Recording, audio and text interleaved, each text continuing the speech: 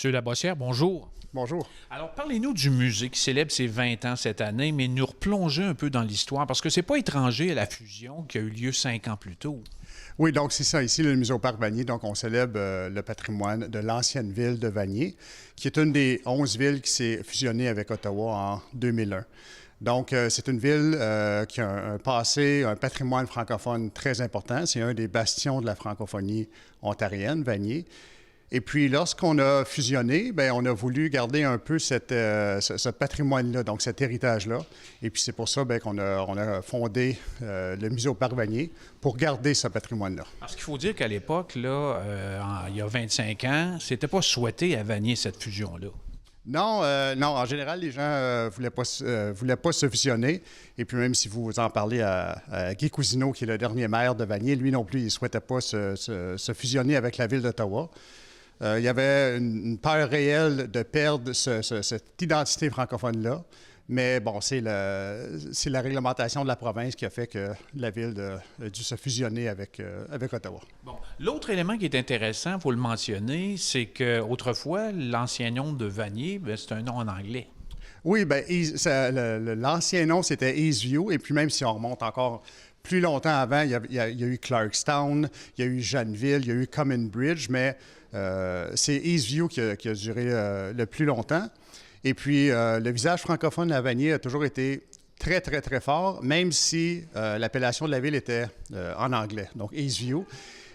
Donc, il y a eu des efforts au courant des années 40, des années 50 pour franciser un peu l'image de la ville. On a changé des noms de rues. Beaucoup de noms de rues ont changé pour des noms francophones.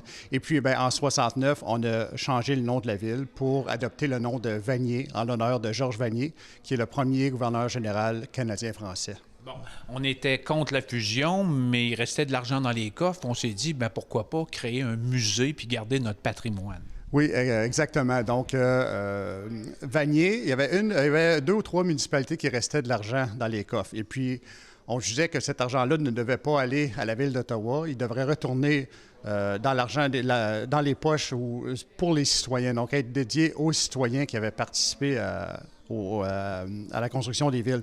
Donc, on a redirigé l'argent pour créer ici, pour rénover le centre Richelieu et puis pour créer le musée au parc, oui. Dernière question, elle est à double volet. Qu'est-ce qu'on retrouve ici, puis en quoi la francophonie est toujours aussi vivante malgré la fusion aujourd'hui? Bien, dans notre exposition permanente, donc, on trouve 2 éléments principaux. Donc, c'est vraiment l'histoire de la ville de Eastview-Vanier. Et puis, on parle beaucoup aussi de la francophonie, des grands thèmes de la francophonie ontarienne, mais toujours un peu avec l'optique de Vanier, parce que Vanier n'est jamais loin dans les grands combats de la francophonie.